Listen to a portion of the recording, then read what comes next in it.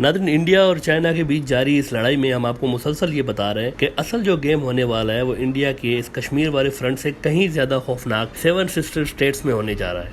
वहाँ पिछले कई दिहाइयों से ऐसी अलहदगी पसंद है, अब उनको रोकना इंडिया के लिए बहुत ज़्यादा चैलेंजिंग है। इस फ्रंट के सबसे अहम प्लेयर्स कौन से हैं, कौन सी तंजीमें सबसे अहम है वहाँ पे, और उनकी एफिलिएशन या वाबस्तगी किस किस के साथ है, और आखिर ऐसे कौन से फैक्टर हैं जिसके बायस ये इंडिया के लिए इतनी ख़तरनाक तंजीमें हैं। इन इट्स स्टेट्स में जो आसाम की स्टेट्स है उसमें सबसे ज़्यादा अलहदगी पसंद तहरीकें एक ही वक्त में चल रही हैं, और इन तहरीकों में जो सबसे ख़तरनाक तंजीम है वो United liberation front of Assam है। ये मूवमेंट 1979 से जारी है और इसको 1990 में इंडिया ने दहशतगर्द ग्रुप डिक्लेयर कर रखा है। तो 1990 से अब तक इनके खिलाफ फौजी ऑपरेशन तो जारी है, लेकिन अभी तक इस तंजीम में इजाफा ही हुआ है और इसमें किसी किस्म की कोई भी कमी नहीं वाक़ई हुई है। ये तंजीम मेनली असम, बर्मा और बांग्लादेश के जंगलों से ऑपरेट करती है। इस तंजीम के चेयरमैन का नाम मंजूरुर रहमान है और इसका जो कमांडर इन चीफ है उसका नाम पारेश बारवा है।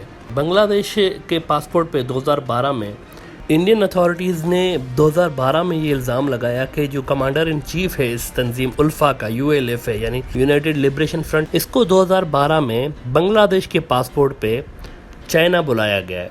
इंडियन अथॉरिटीज़ ये भी इल्ज़ाम लगाती हैं कि जो इनका बांग्लादेशी पासपोर्ट है उसमें पारेश का नाम कमरुल इस्लाम है। ये बिल्कुल वैसे ही है जैसे कुलभूषण यादव का पासपोर्ट मुबारक हुसैन पटेल के नाम से था। इससे आप इस बात का अंदाज़ा लगाएं कि इंडिया को शुरू से ही इस बात का कितना खौफ है कि अगर चाइना इन ग्रुप्स को ओपनली और खुला मुकम्मल तौर पर सपोर्ट कर रहा है और उनके ऊपर हाथ रख रहा है तो ये कितने ख़तरनाक हो सकते हैं। हालांकि चीन ने तब इन इल्ज़ामात को रद्द किया था। इसी ग्रुप का एक और पावरफुल लीडर मंजीत के नाम से है और इंडिया ने इनके लिए भी ये इल्ज़ाम लगाया था कि वो भी चाइना में हैं कहीं पे। और 2012 में जब इन्होंने ये इल्ज़ाम लगाया तो उसके बाद एक वीडियो सामने आई मंजीत की, उसमें वो सरेआम जो है वो ओपनली नागालैंड के एक इलाके में फुटबॉल मैच खेल रहा था और उसमें वो गोल कीपर बना हुआ था। और वो जो फुटबॉल मैच हो रहा था, मज़े की बात ये कि वो United liberation front of Assam और एक और अलहदगी पसंद तहरीक है मिज़ोरम की, peoples liberation army of Manipur और मिज़ोरम में ये जो पीपल्स लिबरेशन आर्मी है ये बहुत ज़्यादा एक्टिव है। इनके बीच ये चल रहा था और इंडिया इल्ज़ाम लगा रहा था कि ये जो मंजीत है ये चाइना में बैठा हुआ है। इनके जो मुसल्लह कारकुन है, मिलिटेंट विंग है इनकी, उसमें मौजूद लोगों की तादाद हज़ारों में है और इंडिया ने इसको खरीदने की और इस ग्रुप को तोड़ने की सरतोड़ कोशिश की है, लेकिन अभी तक उनको कामयाबी नसीब नहीं हुई है। हत्ता कि 2011 में इस तंजीम का एक सीनियर रहनुमा भकांता उर्फ मामा ये इंडिया की उस वक्त के प्राइम मिनिस्टर मनमोहन सिंह से भी मिले। और अब आप इस बात का ज़रा अंदाज़ा लगाएं कि प्राइम मिनिस्टर मिल रहा है एक सेपरेटिस्ट ग्रुप के एक लीडर से, उसको मनाने के लिए कि भाई तू तो आ गया है मेन स्ट्रीम में, दूसरों को भी ले आओ अपने साथ। तो इस पे मामा ने ये कहा, जो कि इंडिया की प्रेस में रिपोर्ट भी हुआ, कि मुझे यकीन है कि अगर हम सब किसी नतीजे पे पहुंचते हैं तो हमारा लीडर पारेश जो है, जो कमांडर इन चीफ है उल्फा का, वो भी हमें ज्वाइन कर लेगा, क्योंकि उसके पास और कोई ऑप्शन नहीं होगा, वरना वो जंगल में बहुत बड़ी पार्टी करेगा अगर हम फ्लॉप हो जाते हैं, हमारे डायलॉग्स फ्लॉप हो जाते हैं। और ऐसा ही हुआ, उनके डायलॉग्स में कोई खातर ख्वाह पेशरफ्त हुई नहीं। अच्छा, अब उल्फा को जो चीज़ सबसे ज़्यादा ख़तरनाक करती है वो एक और बड़ी मूवमेंट इंडिया की, नक्सलाइट्स, उसके साथ उसके गहरे रवाबित हैं।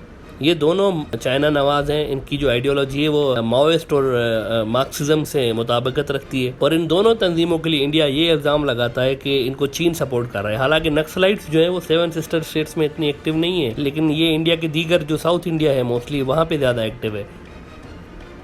लेकिन आज हम आपको जो मेनली जो अलहदगी पसंद तहरीक इंडिया की बता रहे हैं, वैसे तो ये पौने 200 के करीब हैं, लेकिन हम जो इस वीडियो में कवर करने की कोशिश कर रहे हैं वो 7 सिस्टर स्टेट्स जो हैं, ख़ास तौर पर इनकी अलहदगी पसंद तहरीकों को आज कवर करने की कोशिश कर रहे हैं। उल्फा की जो जदोजहद चल रही है उसमें अब तक आसाम में 10,000 लोग मारे जा चुके हैं, अलग और आज़ाद आसाम के हुसूल के क़याम के लिए और इस मकसद को अचीव करने के लिए 10,000 लोग अब तक मर चुके हैं। इसके अलावा बांग्लादेश के बॉर्डर के साथ इंडिया की एक बहुत ही छोटी सी रियासत है त्रिपुरा के नाम से।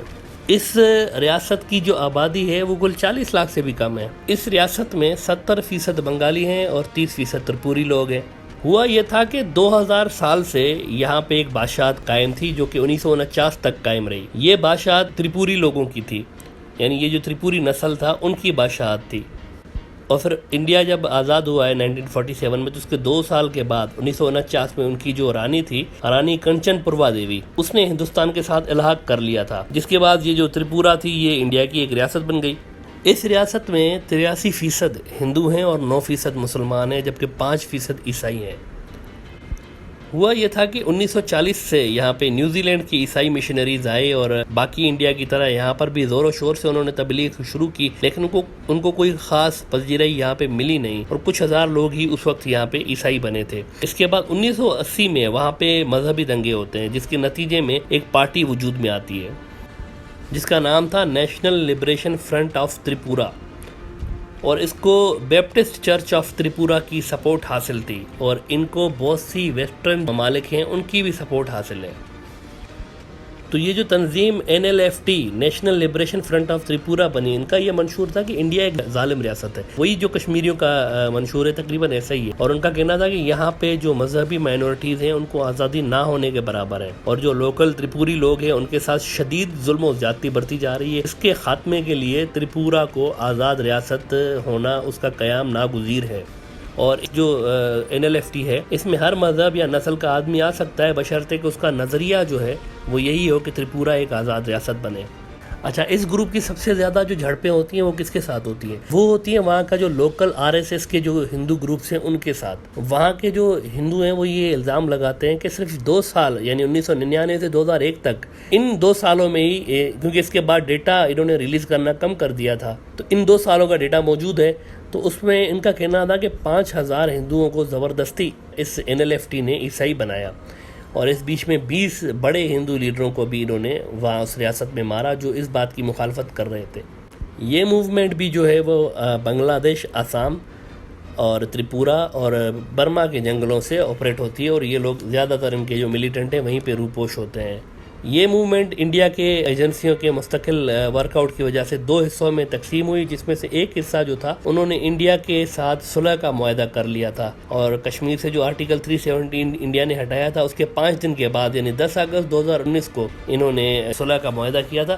آرٹیکل 370 ہٹانے کے بعد انڈیا نے بڑی تیزی کے ساتھ یہاں پہ 7 سسٹر اسٹیٹس میں یہ جو علیحدگی پسند تحریکیں ہیں ان کے ساتھ روابط بڑھائے اور کام کرنا شروع کیا ہے، کیونکہ ان کو معلوم ہے کہ آنے والے دنوں میں یہ جو تنظیمیں ہیں یہ ان کے خلاف استعمال ہو سکتی ہے۔ بہرحال اس وقت بھی NLFT کے پاس مسلح لوگ ہیں، ان کی تعداد ہزاروں میں ہے، اور آئے دن ان کے اٹیک ہوتے رہتے ہیں۔ مینلی جو ان کا ٹسل ہے وہ RSS کے لوگوں کے ساتھ ہے۔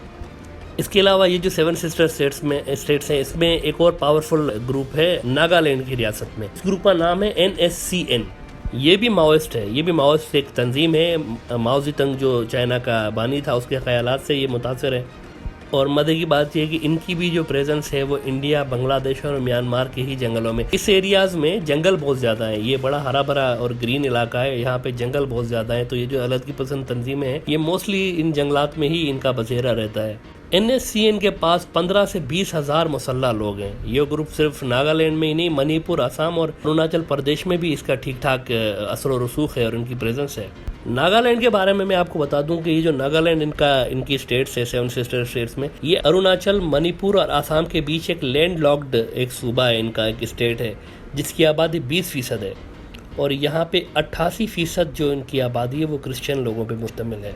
اور جو تریپورہ کی جو موومنٹ ہے اس کو بھی اس اسٹیٹ میں کافی پذیرائی ہے، اور وہ اس کی ریکروٹمنٹ اس سے ناگالینڈ سے بھی ہوتی ہے، وہ ناگالینڈ سے ریکروٹ ہو کے وہ تریپورہ جاتے ہیں اور وہاں پہ ان کی کاروائیاں ہوتی ہیں، کیونکہ کرسچینٹی والا جو فیکٹر ہے وہ ان کی ڈومیننٹ مذہب ہے ناگالینڈ کا، تو وہاں پہ تریپورہ میں بھی جو موومنٹ مین چل رہی ہے وہ کرسچنس کی چل رہی ہے، حالانکہ ان کی جو آئیڈیالوجی ہے وہ ماؤسٹ ہے، وہ مذہب سے زیادہ ماؤسٹ آئیڈیالوجی پہ بلیو کرتے ہیں۔ اچھا، ناگالینڈ کی سچویشن تھوڑی سی انٹرسٹنگ ہے۔ ناگالینڈ کو انگریزوں کے دور میں بھی وسیع خود مختاری حاصل تھی، اور یہ باقی انڈیا کی بجائے ملکہ برطانیہ کے ڈائریکٹ رول میں آتا تھا۔ اس کا گورنر بھی ڈائریکٹ وہیں سے منتخب ہوتا تھا۔ تو ایسے میں جب انڈیا آزاد ہو رہا تھا تو 1946 میں ناگالینڈ کی جو قیادت تھی انہوں نے برٹش کمیشن کو یہ خط لکھا کہ جانے سے قبل ان کی جو خود مختاری ہے اس کو یقینی بنایا جائے۔ تو اس پہ جو نہرو صاحب تھے انڈیا کے، انہوں نے ان کو اپیل کی کہ وہ انڈیا کا حصہ بنے اور ان کے جائز حقوق ہیں اور جو ان کے تحفظات ہیں وہ دور کر دیے جائیں گے. اس پہ انہوں نے انڈیا کے ساتھ الحاق تو کر لیا، لیکن جلد ہی پھر جو پہلی ان کی آزادی کی موومنٹ تھی وہ انڈیا کی برٹشرز کے جانے کے بعد 2 سال کے بعد ہی شروع ہو گئی، یعنی 1949 میں. کیونکہ ظاہر ہے ان سے کیے گئے جو وعدے تھے وہ وعدے ہی رہے اور وہ کوئی فلفلمنٹ نہیں ہوئی، جس سے یہ ساری فساد ہے وہاں پہ یہ وجود میں آیا. جو پہلی ان کی تنظیم بنی تھی وہ ناگا نیشنل کونسل کے نام سے بنی تھی، جس نے اس جد و جہد کا آغاز کیا، اور اسی سے یہ NSCN گروپ جو ان کا ہے، جو ابھی مسلح گروپ ہے، اس کا وجود اسی نیشنل ناگا کونسل سے ہی اس کی سب ذیلی شاخ بنی تھی یہ. اب لیٹسٹ جو اس میں ایڈیشن ہوا ہے وہ 2015 میں ایک اور طاقتور گروپ NSCN ریفارمیشن کے نام سے بنا ہے. NSCN ریفارمیشن کے نام سے یہ وجود میں آیا 2015 میں. تو جو اس گروپ کا نعرہ ہے وہ ہے کہ ناگالینڈ فار کرائسٹ. اب یہ ایونجلیکل کرسچنس ہیں اور چائنیز سوشلزم جو ہے اس کا اور ایونجلیکل کرسچنس یہ اس کا ایک مکسچر ہے نظریاتی اعتبار سے. البتہ اس گروپ کے جو لیڈر ہیں وہ یہ مانتے ہیں کہ وہ ایک سیکولر جدوجہد کر رہے ہیں آزاد ناگالینڈ کے لیے. آسام میں ہی ایک اور کمیونٹی رہتی ہے جس کو بورو کہا جاتا ہے. اچھا، ان کی تعداد تقریباً 14 لاکھ ہے اور یہ 90% ہندو ہیں. یہ جو بورو کمیونٹی ہے، اس کمیونٹی سے تعلق رکھنے والا ایک علیحدگی پسند گروپ ہے National democratic front of Bodoland. ان کا یہ ماننا ہے کہ یہ جو بورو کمیونٹی ہے اس کے لیے آزاد ملک ہونا لازمی ہے، ورنہ ان کا وجود ختم ہو سکتا ہے. تو آئیڈیولوجیکلی یہ بھی ماؤسٹ ہیں. یہ ویسے ریلیجن کے اعتبار سے تو ہندو ہیں، لیکن جو ان کا نظریہ ہے وہ ماؤسٹ نظریہ ہے. ان کا جو موجودہ پریزیڈنٹ ہے وہ ساوریگاورا ہے. اس گروپ کو بھی انڈیا نے دہشت گرد ڈکلیئر کر رکھا ہے اور ان کے بڑے حملوں میں آسام میں 2016 میں ایک وہاں کی ایک مارکیٹ ہے وہاں پہ انہوں نے اٹیک کیا تھا جس میں 16 لوگ مارے گئے تھے. پھر 2014 میں ہی آسام میں 65 لوگ مارے گئے تھے. اس کا الزام بھی اس گروپ پہ لگتا ہے. اسی سال یعنی 2014 میں 32 مسلمانوں کو آسام میں مارا گیا تھا. اس کا الزام اس گروپ پہ آتا ہے، لیکن اس گروپ کا کہنا ہے کہ ان مسلمانوں کو ہم نے نہیں مارا، یہ رو نے مارا ہے اور یہ الزام ہم پہ لگا دیا ہے. جیسے کہ ہم نے آپ کو بتایا کہ آرٹیکل 370 کشمیر سے ہٹانے کے بعد انڈیا کو یہ خطرہ تھا کہ ان موومنٹس کو بہت زیادہ تیز کر دیا جا سکتا ہے، لہٰذا ہنگامی بنیادوں پہ اس پہ کام کیا گیا اور ان گروپس کو انڈیا کی مین اسٹریم میں لانے کا ٹاسک کروا کو سونپا گیا تھا. تو یہ جو national democratic front of Bodoland ہے، اس نے بھی جنوری 2020 میں یہ اعلان کیا کہ وہ مسلح کارروائیاں ترک کر رہے ہیں. لیکن یہ بھی خبریں ہیں کہ اس گروپ کے کئی ملیٹنٹ اب بھی مکمل فعال ہیں، اور ویسے تو 50 سے اوپر علیحدگی پسند جو ان کی موومنٹس خالی ان 7 ریاستوں میں چل رہی ہیں، جیسے کہ KLO ہے، اس میں تریپورہ لبریشن ٹائیگرز وغیرہ ہیں. لیکن ہم یہاں صرف ان کا ذکر کر رہے ہیں جو نمبرز کے اعتبار سے سگنیفیکنٹ ہے. تو یہ جو national democratic front of Bodoland ہے یہ بھی نمبرز کے اعتبار سے سگنیفیکنٹ ہے اور یہ بہت بڑا خطرہ انڈیا کے لیے آنے والے دنوں میں پیدا کر سکتی ہے. 7 سسٹر اسٹیٹس میں ایک اور ریاست ہے منی پور کی. یہاں پہ جو سب سے بڑا علیحدگی پسند گروپ ہے اس کا نام ہے PLA. یاد رکھیں کہ چائنا کی آرمی کو بھی PLA کہا جاتا ہے، پیپلز لبریشن آرمی. لیکن یہ جو منی پور والی علیحدگی پسند تنظیم ہے اس کا فل جو نیم ہے وہ ہے PLA liberation army for money پور. یہ گروپ اس لیے بھی مشہور ہے کہ اس کی اکثر کارروائیاں صرف اور صرف انڈین آرمی اور دیگر جو انڈیا کی فورسز ہیں اس کے خلاف ہوتی ہیں زیادہ تر.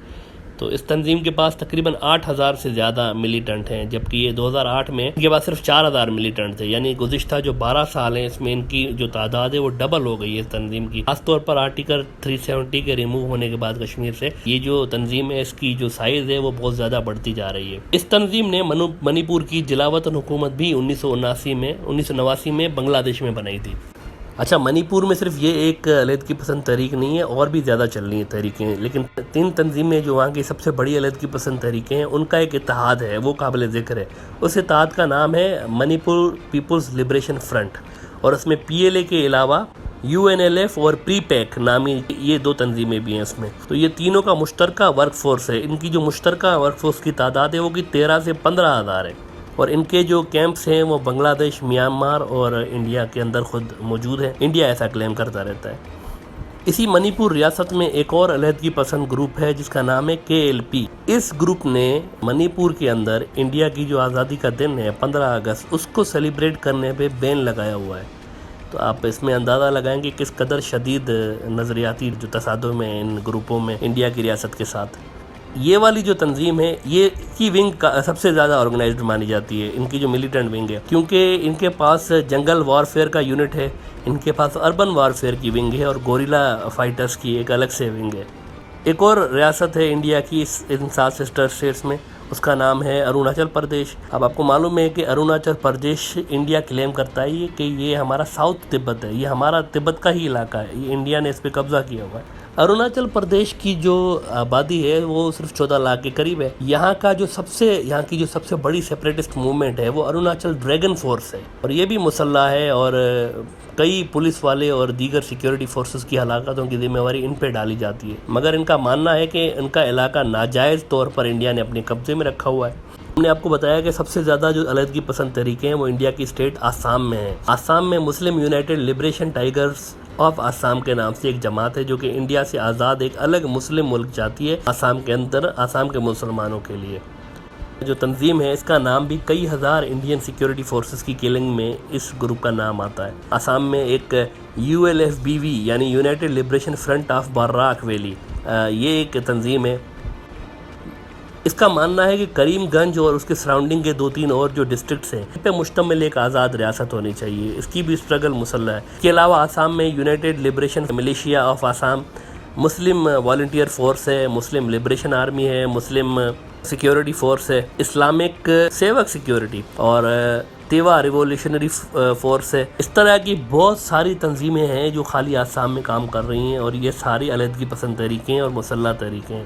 اس کے علاوہ میزورام کی جو ریاست ہے ان 7 ریاستوں میں، اس میں ایک مسلح تنظیم ہے زوم ریولیوشنری آرمی کے نام سے۔ یہ 1993 میں بنی تھی اور انڈیا سے آزاد ملک چاہتی ہے۔ ایک نسل وہاں پہ رہتی ہے جس کو ککی یا پیٹی کہا جاتا ہے، پیٹی قبائل اور ککی قبائل کی تعداد تقریباً 40 لاکھ کے قریب ہے۔ یہ تنظیم جو ہے زوم ریولیوشنری آرمی، یہ ان کے لیے الگ وطن چاہ رہی ہے وہاں پہ۔ انڈیا یہ کلیم کر رہا ہے کہ ان میں سے اکثر تنظیموں کو چین کی حمایت حاصل ہے۔ اب جبکہ انڈیا اور چین کھل کر ایک دوسرے کے آمنے سامنے آ گئے ہیں اور انڈیا امریکہ کے فرنٹ لائن اتحادی کے طور پر سامنے آیا ہوا ہے، تو جس کے بعد لداخ میں جو کچھ بھی ہو رہا ہے وہ آپ کے سامنے ہے۔ ایسے میں ان سب گروپس کی کارروائیاں بڑھنا آنے والے دنوں میں ایک فطری عمل ہے۔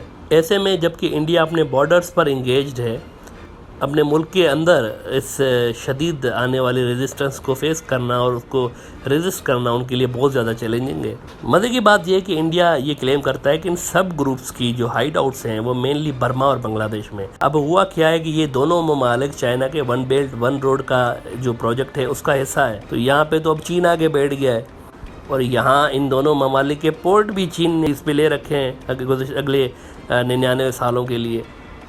ایسے میں اگر چین انڈیا کے اندر انسرجنسی بڑھانا چاہے تو اس کے لیے ان گروپس کو ویپنز وغیرہ سپلائی کرنا کوئی بہت مشکل کام نہیں ہوگا، کیونکہ چین نہ صرف ان 2 ممالک کے اندر بیٹھ گیا ہے بلکہ ان کے ساتھ اسٹریٹجک اور دفاعی معاہدے بھی کر رکھے ہیں۔ یہی پورٹس جو چین کے کنٹرول میں ہیں، انہی پہ ویپنز آنے ہیں اور انہی سے ڈسٹریبیوٹ ہونے ہیں اور ان علیحدگی پسند تحریکوں کو فیول اپ کرنا ہے، اگر چین ایسا کرنا چاہے تو۔ اور بنگلہ دیش کے ساتھ تو ان کا دفاعی معاہدہ بھی ہے، جیسے کہ ہم نے آپ کو بتایا کہ بنگلہ دیش چینی ہتھیاروں کی ایک بہت بڑی مارکیٹ کے طور پر ابھر رہا ہے۔ تو انڈیا کو مودی صاحب کی جاہلانہ اور احمقانہ پالیسیوں نے ایسی سچویشن میں ڈال دیا ہے کہ سوائے ذلت کے کچھ نظر ہی نہیں آ رہا ہے۔ 15 جون کو چین نے ان کے 20 فوجی ہلاک کر دی اور ساتھ ہی فارن منسٹر کو یہ بھی تڑی لگا دی کہ جو فوجی گلوان ویلی میں ہمارے ٹینٹ اکھاڑنے کے لیے آپ نے بھیجے تھے ان پہ مقدمہ چلا کے ان کو سخت سزا دی جائے۔